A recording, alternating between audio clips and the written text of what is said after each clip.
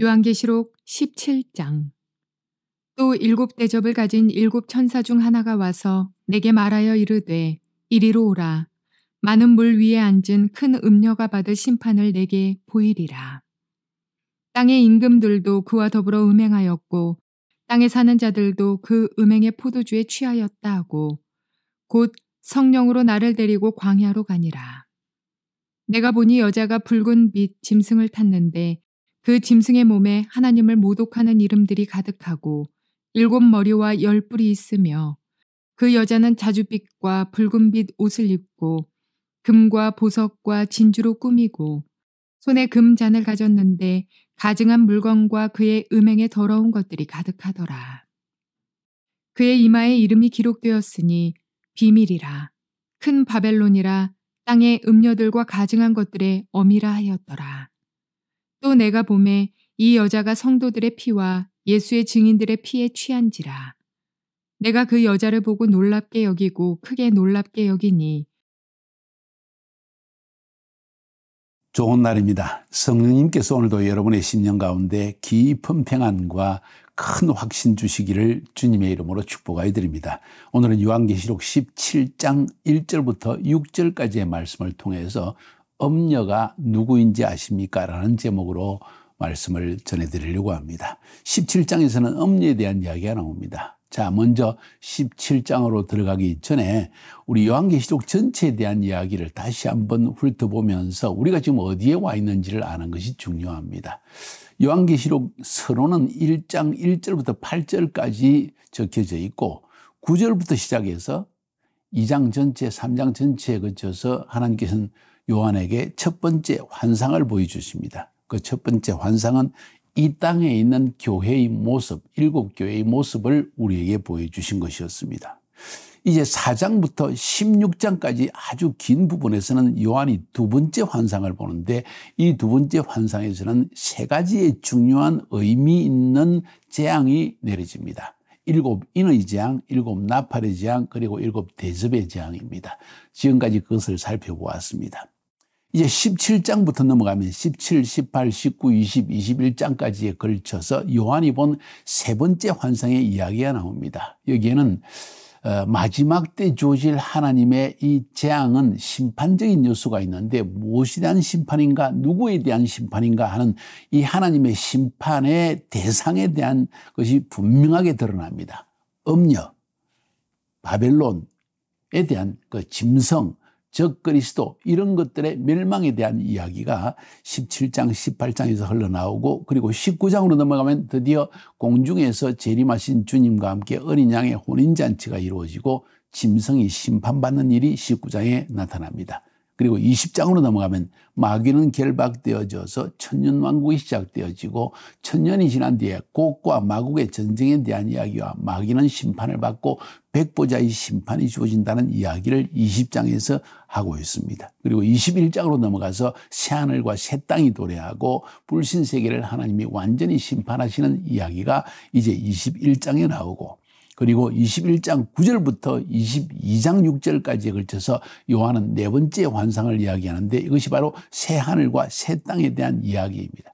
거룩한 성 예루살렘의 신부와 같이 단장해서 이 땅에 임하는 것도 보여주고 있습니다. 다시 말해서 하나님께서 마지막 때 믿는 자에게 베푸실 은혜의 장소, 새하늘과 새 땅, 그리고 지상에서 지상으로 임하게 되는 거룩한 성 예루살렘, 여기에 대한 이야기가 나온다는 이야기지요.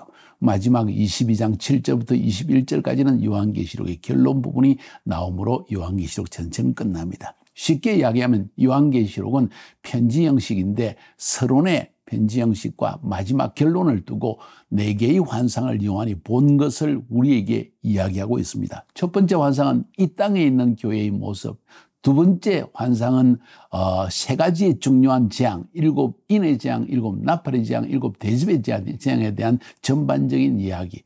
17, 18장은 좀 더 음녀와 바벨론과 짐승에 대한 심판에 대한 이야기와 함께 19장, 20장, 21장 초반으로 넘어가면서 좀 더 구체적인 이야기, 주님이 공중 재림하시고 그리고 어린 양의 혼인잔치가 이루어지는 것과 짐승이 결국은 심판을 받고 마귀도 결박을 당하고 천년왕국이 임하게 되고 곡과 마곡의 전쟁이 일어나고 그리고 백보자의 심판이 일어나고 결국은 새하늘과 새 땅이 임한다는 것. 네 번째 환상은 21장 9절부터 22장 6절까지인데 새하늘과 새 땅, 거룩한 성 새 예루살렘에 대한 이야기를 하고 있다는 것이죠. 앞에서 여러 번 말씀드렸지만은 제가 강조해서 말하는 이유는 여러분이 지금 배우고 있는 요한계시록의 17장이 어느 위치에 있는지 알라는 것이죠. 쉽게 이야기하면 17장과 18장은 심판에 대한 이야기인데 하나님의 심판이 어디에 집중되어 있는가? 마귀에 대한 심판이라는 거죠. 특별히 이 땅에서 마귀의 역할을 하고 있는 존재, 음녀, 그리고 짐승, 그리고 바벨론 이 세 가지에 집중해 있는 이야기를 우리가 17장과 18장에서 보게 되어집니다. 쉽게 이야기하면 음녀, 바벨론, 그리고 짐승 이것은 종교 시스템, 정치 시스템, 경제적 시스템을 통해서 인간을 통제하려는 마귀의 어떤 모습을 지상 위에서 나타나는 모습을 보여주는 것이고 그 마귀의 표상으로서 나타난 존재들을 말하고 있는 것이 바로 이 그렇죠? 음녀 그리고 짐승 그리고 바벨론이라는 거죠. 음녀는 좀 더 종교적 시스템의 대표자이고 그리고 짐승은 정치적 지도자로서의 대표자의 모습을 보여주고 있고 그리고 마지막으로 바벨론은 세속주의 이 경제적 시스템을 통해서 인간을 통제하려는 어떤 모습을 우리에게 보여주는 대표적인 이름들이라고 우리는 말할 수가 있습니다. 그게 실제적인 존재로 나타나게 될 것입니다. 말세에는. 그래서 우리는 이 요한계시록 연구를 통해서 좀 더 깨어서 말세에 나타날 현상들을 살펴보는 것은 의미가 있다고 생각할 것입니다. 자, 이제 본문을 통해서 음녀가 누구인지 왜 어떻게 심판을 받게 되는지를 살펴봅시다. 오늘 제목은 음녀가 누구인지 아십니까? 라는 것입니다. 누가 음녀입니까? 그리고 이 음녀는 지금 어디에 존재하고 있습니까? 무슨 일을 행하고 있습니까? 왜 하나님의 심판을 받습니까? 하나님에 대한 명확한 인식을 가지고 있는 것은 굉장히 중요합니다. 먼저 1절과 2절을 살펴봅시다. 또 7 대접을 가진 7 천사 중 하나가 와서 내게 말하여 이르되 이리로 오라. 많은 물 위에 앉은 큰 음녀가 받을 심판을 너에게 보이리라. 땅의 짐승들도 그로 더불어 음행하였고 땅에 사는 자들도 그 음행의 포도주에 취하였다고. 자, 여기서 이리로 오라. 많은 물 위에 앉은 큰 음녀가 받을 심판을 너에게 보이리라. 하나님께서 이 음녀에 대해서 언급할 때 많은 물 위에 앉았다고 했습니다. 많은 물 위에 앉았다는 말의 의미가 뭘까요? 15절에서 그걸 해석해 주고 있습니다. 또 천사가 내게 말하되 네가 본 바 음녀가 앉은 물은 백성과 무리와 열국과 방언들이냐. 다시 말해서 모든 열방 백성들의 존경과 존경을 받는 혹은 권세를 가진 자리에 있는 어떤 존재가 음녀라는 걸 알 수가 있죠. 이것은 단순한 한 지역적 존재 혹은 종교적인 한 영역을 넘어서서 어떤 종교 시스템인데 모든 민족과 열방 가운데 열방에 대해서 권세를 가지고 있고 그들의 신뢰를 얻고 있는 어떤 존재라는 걸 알 수가 있습니다. 쉽게 말하면 세상의 많은 왕들에게도 영향을 미치는 존재다. 그런 존재가 누가 있을까요? 한번 여러분이 상상해 보시고 또 앞으로 그런 존재가 어떻게 모습을 드러내는지도 알아볼 필요가 있습니다. 자, 여기서 중요한 것은 음녀라는 말의 그 문자적 의미입니다. 음녀. 이것은 가늠한 여인이란 뜻이죠. 이 가늠한 여인이란 뜻, 음녀라는 뜻은 주로 구약 성경에서 이스라엘 백성이 우상 숭배에 빠졌을 때 표현을 음녀라고 표현하기도 하고 혹은 이방 신들을 또 의미할 때 혹은 이방 신을 섬기는 시스템 이런 것들을 주로 음녀라고 표현한 걸 알 수가 있습니다. 이사야서 1장 21절에도 신실하던 성읍 이스라엘이 예루살렘이 어찌하여 창기가 되었는가 음녀가 되었는가 하는 표현을 쓰고 있습니다. 예레미야 3장 6절 9절에서도 이 하나님을 떠나 간음하는 이스라엘을 음녀라고 표현했습니다. 나훔서 3장 4절에 보니까 이는 마술의 주인이 된 아름다운 기생이 음행을 많이 하였음을 인함이라. 그가 니느웨를 의미합니다. 그 음행으로 열국을 미혹하고 그 마술로 여러 족속을 미혹하였느니라. 그죠? 이 니느웨, 아수르의 수도였던 니느웨가 사실은 그런 강대국이 될 수 있었던 것은, 아니, 고대 사회는 대부분의 대국들은 신들을 섬기고 신들의 이름으로 전쟁을 행하였고 신들의 이름으로 모든 걸 행했고, 그리고 정복하는 나라들에게 자기들이 믿는 신들을 섬기라고 강요했던 것을 볼 수가 있습니다. 이 전쟁은 모두 신들의 전쟁이었다는 것이죠. 그런 의미에서 볼 때 음행이라는 것은 주로 우상 숭배와 연관이 있다는 걸 볼 수가 있습니다. 자, 그래서 이절에 땅의 임금들도 그와 더불어 음행하였고, 음녀니까 그가 영향을 미치는 세상의 왕들에게도 음행하게 했을 것이고, 땅에 사는 자들도 그 음행의 포도주에 취하였다. 음행의 포도주. 그게 아주 흥청망청에 빠졌다는 것이죠. 자, 그러면 음행은 무엇일까요? 음녀가 한 일은 주제는 무엇일까요? 우상숭배라는 것이죠. 쉽게 이야기하면. 그런데 신약 성경에 넘어가 보면 우상숭배는 단순히 이방신에게 절하는 것, 우상에게 절하는 것 하는 종교적 시스템을 넘어서서 이 종교적 시스템이 결국 우리의 경제, 사회, 정치 모든 영역에 영향을 미치는 걸 볼 수가 있습니다. 성경은 이야기하기를 돈을 사랑함이 일만하게 뿌리고 그것이 바로 우상숭배다라는 표현을 쓰고 있습니다. 쉽게 이야기하면 신약 성경의 개념은 우리에게 뭘 말하고 있는 거 아니, 하나님 이외의 것을 섬기는 것, 더 귀하게 여기는 것, 그것을 위해서 살아가는 것, 그것을 우리는 우상이라고 이야기하는 것이고, 그걸 위해 살아가는 것을 우상 숭배의 삶이라고 이야기하는 것입니다. 그렇게 본다면 우리가 소위 좋아하는 쾌락주의, 여행 가고 즐기고 인생을 맛있는 포도주 마시고 맛있는 음식을 찾아다니고 좋은 옷을 입고 그걸 위해 돈을 버는 것, 물질주의, 쾌락주의, 자본주의, 권력주의, 하나님을 떠나게 하는 모든 것들, 내가 하나님 이외의 혹은 심지어 하나님을 이용해서 내가 얻으려고 하는 본질적인 그 목표, 이것이 바로 우상인 것이죠. 이런 우상 숭배의 죄를 짓게 하는 것이 음녀라는 것이죠. 다른 말로 표현하면 세상을 우상 숭배에 빠지게 하는 종교 시스템, 이것이 바로 그 시스템의 우두머리, 이거 바로 음녀라는 것입니다. 왜 음녀를 종교 시스템으로 이야기하는가, 지금까지 설명을 드린 것입니다. 결국 이 종교 시스템을 통해서 정치, 사회, 문화 모든 것이 하나님을 대적하게 하고 하나님을 떠나게 하고 사람들로 하여금 하나님이 이외의 것을 찾고 구하고 경배하도록 부추기는 시스템, 종교 시스템, 그것이 바로 음녀가 하는 일이라는 것이요. 그래서 왜 음녀에 대해서 심판하시는가? 너무나 명백하죠. 하나님을 떠나게 하는 정치, 종교, 사회의 모든 문화적 시스템, 심지어 운동을 통해서 축구, 골프, 그죠? 농구, 모든 테니스, 모든 것에 완전히 야구, 완전히 빠져가지고 정신을 못 차리게 해서 거기에 완전 몰입하게 하고 하나님께 예배도 드리지 않고 기도도 하지 않고 말씀도 들으려고 하지 않는 무언가 나의 쾌락 속에 완전히 빠져들게 하는 어떤 시스템, 그것을 만들어내는 존재가 종교 시스템이라는 것이죠. 그것을 부추기는 것입니다. 그것이 옳다고 이야기한다는 것입니다. 그걸 위해서 인간이 존재한다고 이야기하고 그걸 위해 신이 존재한다고 이야기하면서 점점 그들을 부추겨낸다는 것입니다. 음녀는 누구인가? 어느 정도 감이 잡아지죠. 여러분 그것을 한번 깊이 생각하면서 이게 음녀가 누구일 것인가, 말세에 나타날 음녀는 누구인가 하는 것을 여러분이 물음표를 가지고 항상 귀를 기울이는 것은 굉장히 중요한 일입니다. 이제 3, 4, 5, 6절을 한번 살펴봅시다. 또 성령으로 나를 데리고 광야로 가니라. 내가 보니 여자가 붉은 빛 짐승을 탔는데 그 짐승의 몸에 하나님을 모독하는 이름들이 가득하고 7머리와 10뿔이 있으며, 자, 여자와 짐승의 관계, 음녀와 짐승의 관계에 대한 이야기입니다. 이 음녀가 짐승을 탔다는 거예요. 붉은 빛 짐승이라는 것은, 붉은 빛은 홍포, 이것은 왕의 상징이고 지도자의 상징입니다. 귀족들이 입는 옷이었습니다. 주로 홍포, 이것은 왕들이 입는 옷이었습니다.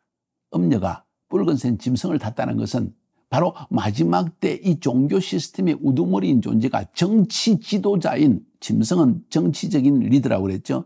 마지막 때 나타날 열방을 통치할 어쩌면 세계 정부의 수장이라고 말할 수 있겠죠. 그 머리 위에 앉았다는 그에게 영향을 미치는 존재가 되었다는 것입니다. 마치 신성 로마 제국 시대에 교황이 황제 위에서 황제를 임명하고 하던 그런 시대를 상상하게 만들어냅니다. 그렇죠? 그러니까 엄녀가 붉은색 짐승을 탔다. 그런데 그 짐승의 몸에는 하나님을 모독하는 이름들이 가득하고 하나님을 모독하는 일을 계속 행한다는 거예요. 지금 종교 시스템을 가진 종교 시스템의 지도자들이 하나님을 모독하는 일은 별로 없습니다. 그런데 마지막 때가 되면 정체를 드러내기 시작한다 하는 것을 알 수가 있죠.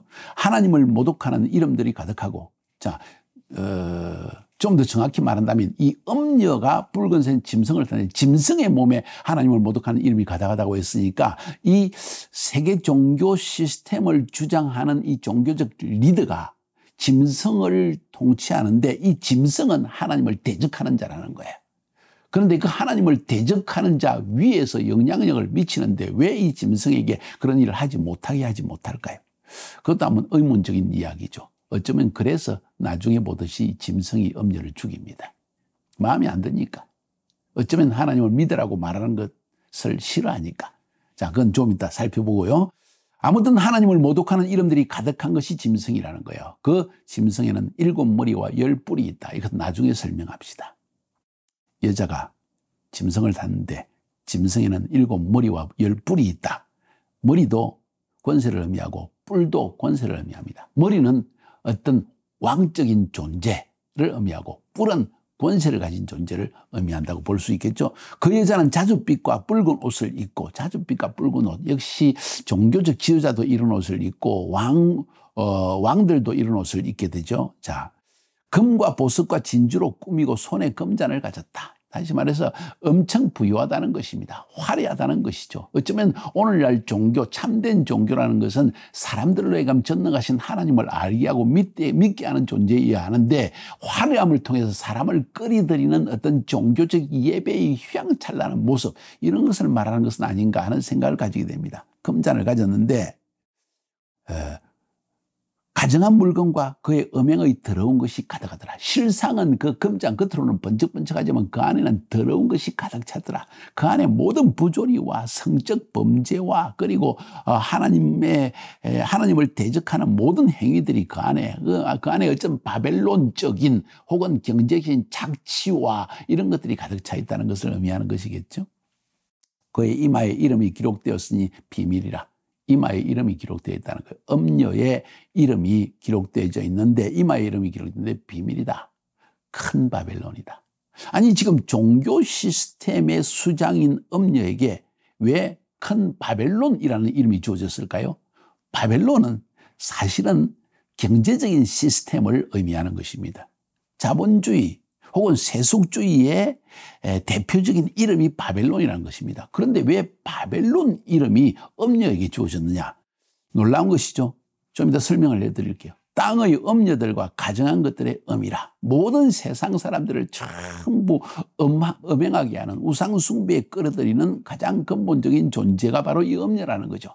자, 내가 보면 이 여자가 성도들의 피와 예수의 증인들의 피에 취하니라. 뭔 이야기입니까? 이 엄니가 예수 믿는, 오직 예수만으로 믿었으면 구원을 받는다, 죄사함을 받는다, 예수 믿어야 합니다 하는 이 아주 독보적이고 아주 배타적인 기독교의 진리를 싫어해서 이 교회를 핍박한다는 이야기지요.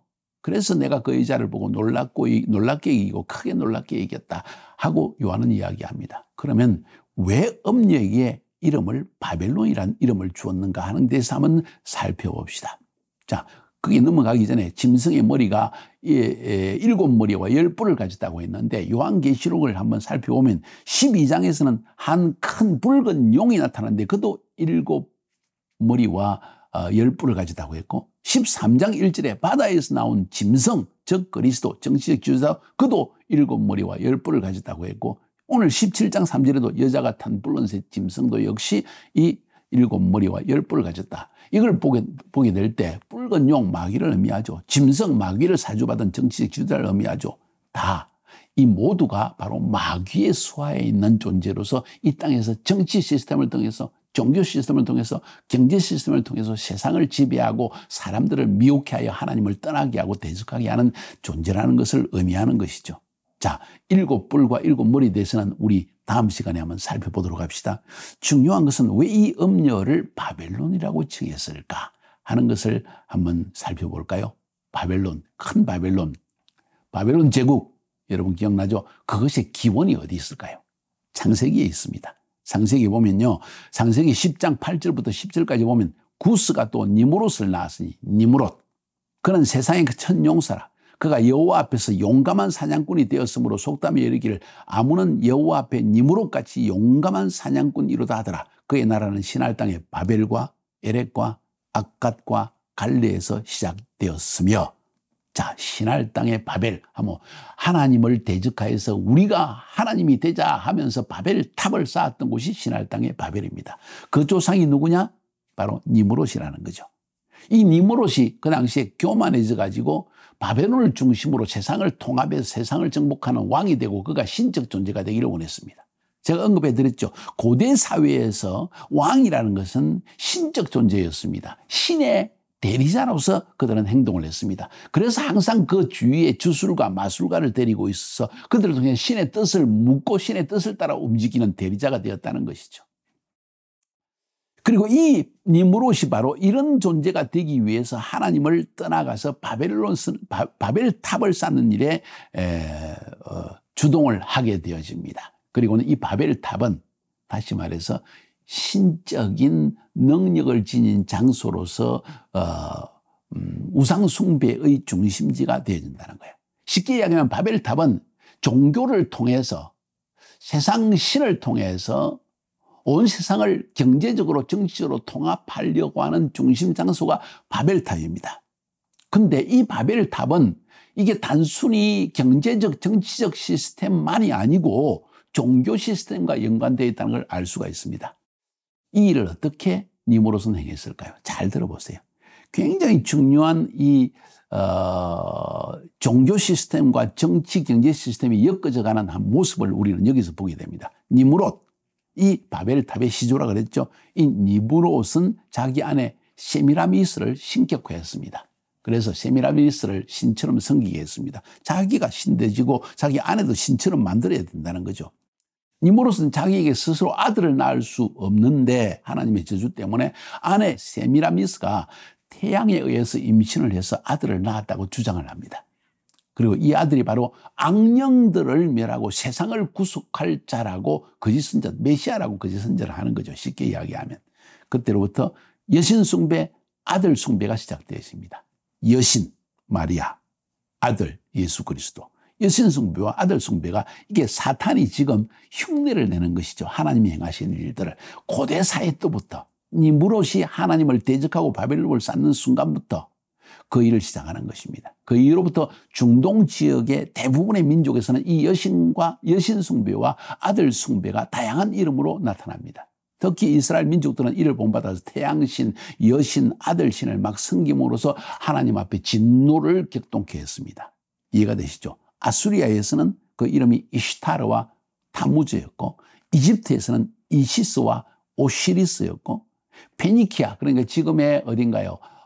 레바논 지역이죠. 이 페니키아에서는 아시토렛과 바알, 혹은 바알과 타무즈, 이렇게 이름을 정했습니다. 그리스에서는 아프로디테와 에로스였고, 로마에서는 비너스와 큐비트였습니다. 이해가 되시죠? 쉽게 이야기해서 중동 지역에 퍼져나간 여신 숭배와 아들 숭배는 모두 이 니무롯부터 시작된다는 거죠. 그것을 통해서 사람들은 이 종교 시스템을 통해서 신에게 경배해야만 경제적 축복이 임하게 되고 열방을, 세상을 통치할 수 있다는 정치적 시스템도 여기서 나오는 것이죠. 종교에서 정치와 경제가 나온다는 것을 우리가 볼 수 있습니다. 그래서 오늘 본문에서는 이 음녀를 큰 바벨론으로 언급한 것입니다. 그래서 사도 요한이 깜짝 놀랍니다. 내가 보면 이 여자가 성도들의 피와 예수의 증인들의 피에 취한지라. 내가 그 여자를 보고 기이 여기고 또 크게 여기다. 세상에 저럴 수가 있나. 어쩌면 기독교 이름으로 존재한 종파인지도 모르겠습니다. 마지막 때 이 어떤 기독교의 이름을 가진 어떤 이 종교를 통해서 열방을 통치하려는 운동이 일어나고 에큐메니칼 운동 혹은 세계 종교 통합 운동을 통해 가지고 이런 일들이 시작될지도 모릅니다. 엄녀. 주의 있게 살펴보아야 합니다. 말세가 가까울수록 이 엄녀의 존재는 중요한 역할을 하게 될 것이고 특별히 기독교를 핍박한다는 거죠. 오늘 여기는 성도들의 피와 예수의 증인들의 피에 취하였다. 무수하게 수많은 교회를 핍박하여 예수 믿는 사람을 죽일 수밖에 없는 존재. 왜냐하면 예수 믿는 사람들은 오직 예수 이름으로 구원받고 그로 말미암아 우리는 죄사함을 받는다. 예수 믿는 것 위에 다른 구원의 길은 없다. 예수만이 메시아라고 고백하고 선포하고 그리고 타협하지 않기 때문에 엄녀가 가장 싫어하는 존재가 바로 기독교인들이 되는 거죠. 여러분과 저라는 거죠. 여러분 엄녀에 대해서 알았습니까? 좀 더 내일은 이 엄녀가 탄 짐승에 대한 이야기와 함께 엄녀와 짐승의 관계에 대한 이야기까지 우리가 살펴보려고 합니다. 여러분 정신 차립시다. 눈을 번쩍 떠서 마지막 때 하나님께서 행하실 일과 마귀가 어떻게 하나님을 대적하여 지상 위에서 인간을 통해서 시스템을 통해서 역사하는지를 주의 있게 살펴보아야 할 것입니다. 깨어 있어야 합니다. 승리합시다.